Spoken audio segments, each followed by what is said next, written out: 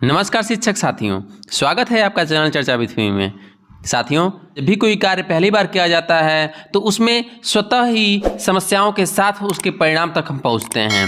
तो इसी क्रम में हम डीबीटी के बारे में अगर ये बात करें कि जब डीबीटी, आपको पता होगा कि सरकार ने परिषदीय विद्यालय में पढ़ने वाले छात्रों के लिए सरकार ने इस बार यह व्यवस्था की है कि ड्रेस, बैग, जूता, मोजा की धनराशि उनके अभिभावकों के खाते में धनराशि प्रेषित की जाएगी। इसी के क्रम में हमको क्या करना था, हमको अर्थात शिक्षकों को क्या करना था कि उनके अभिभावकों का खाता, जो बैंक खाता जो आधार कार्ड से लिंक हो, उसका विवरण हमें भरना था और वही उसी खाते में धनराशि जानी है। अब इसी क्रम में उसके लिए किस प्रकार से परिषदीय शिक्षकों ने मेहनत किया और कार्य में सफलता भी प्राप्त करने का भरसक प्रयास किया या सफल भी कहीं न कहीं हुए, लेकिन अभी भी बहुत से विद्यालयों में ऐसी समस्याएं बनी हुई है कि संपूर्ण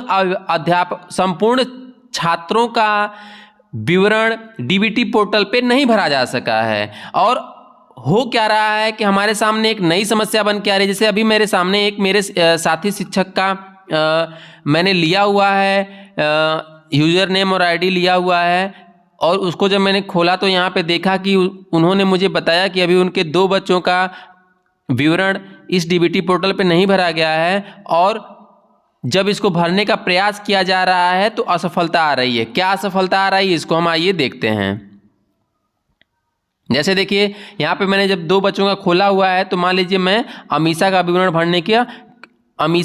भरने का प्रयास करता हूँ।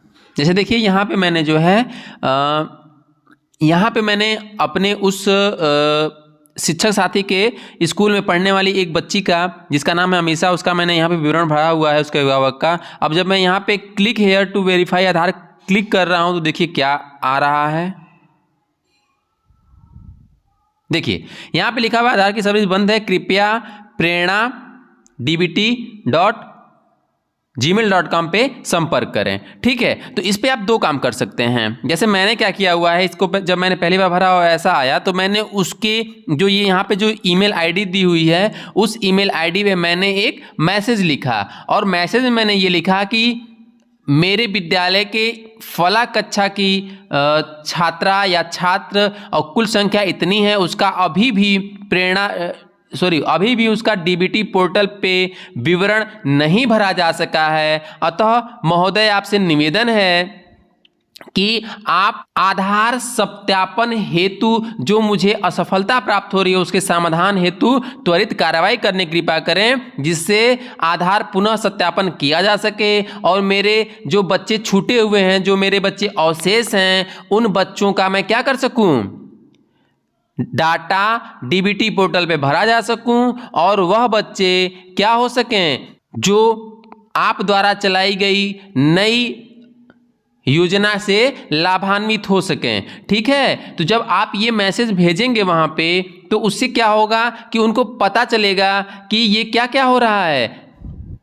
उनको पता चलेगा कि फला जिले में, फला ब्लॉक में इतने बच्चे क्या हैं, अभी भी बचे हुए हैं, और जब संख्या अच्छी होगी या संख्या ज़्यादा होगी तो वो क्या कर देंगे, पुनः सत्यापन की प्रक्रिया को शुरू कर देंगे। या तो ये परमानेंटली बंद कर दिया गया है, या इसमें ऐसी समस्या या इसमें जो अभी तक सत्यापन हो चुका है या जो बच्चों का डाटा भरा जा चुका है उनके खातों में धनराशि प्रेषित करने की प्रक्रिया जो प्रारंभ हो चुकी है, या तो उस प्रक्रिया को प्रारंभ करने या उस प्रक्रिया को करने के बाद ये पुनः जो है खोला जाए। लेकिन आप एक सूचित जरूर कर देंगे, जिससे आप जो है भविष्य में किसी प्रकार की कार्रवाई से या किसी प्रकार की समस्या से बच सकें। आप ये कह सकें कि मैंने जब यहाँ पे भरने का प्रयास किया तो वो क्या हो गया, मुझे जो है उसमें ये समस्या आ रही थी और मैंने अपने विभाग को, जो यहाँ पे बताया जा रहा था, विभाग को इस मेल के माध्यम से सूचित भी किया हुआ है। ठीक है, तो पहले जो अभी मैंने एक अध्यापक से मेरी बात हो रही थी तो उन्होंने कहा कि नहीं, मेल भेजने से भी कोई फायदा नहीं हो रहा है।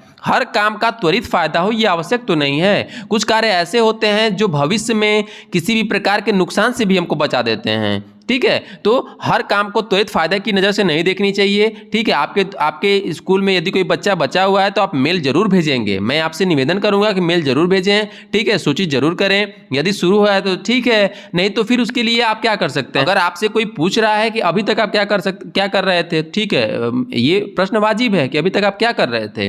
तो ये मेरे हाथ में तो है नहीं, मैं जब तक डाटा अपने बच्चों का या अपने जो स्कूल में पढ़ने वाले बच्चे हैं, कक्षा में पढ़ने वाले बच्चे हैं, जब तक उनका डाटा मुझे मिलेगा नहीं, मैं कैसे भर दूंगा उसको, ठीक है। इसके लिए मैं बार बार उनको कुछ ऐसे बच्चे होते हैं, कुछ ऐसे अभिभावक होते हैं जो अपनी असमर्थता बताएंगे कि मेरे बच्चे का तो आधार कार्ड या मेरा जो बैंक पासबुक है वो इसके नानी के यहाँ है, या ये मैं यहाँ पे रहती हूँ उसका वहाँ पे है। मतलब ये कई प्रकार की समस्याएं रहती हैं, ठीक है। तो ऐसा नहीं है, ये सबके साथ समस्या, और ये बहुत से लोगों का अभी भी संपूर्ण नहीं हुआ है, ठीक है। तो इसमें आप बिल्कुल वो नहीं करेंगे, बिल्कुल परेशान नहीं होंगे, आप एक मेल जरूर भेजेंगे अपनी समस्या को बताने के लिए, क्योंकि ये अगर वहाँ पे नोटिफिकेशन आ रहा है, दिखा रहा है कि ये बंद कर दी गई है, यहाँ पे अपनी समस्या बताएं, तो वो इसीलिए बताया गया है, इसीलिए दिखा रहा है कि आप अपनी समस्या वहाँ पे बताइए, ठीक है। इसमें अगर ये जो बार बार लिख के आ रहा है कि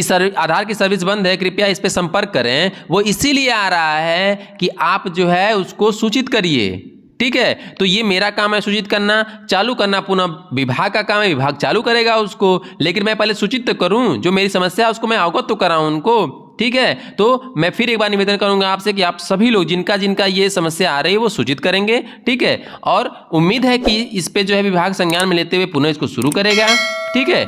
मिलते हैं हम अगले वीडियो में। उम्मीद है कि यह वीडियो आपके लिए बहुत ही मददगार साबित होगा। मिलते हैं हम अगले वीडियो में, तब तक के लिए धन्यवाद शिक्षकों।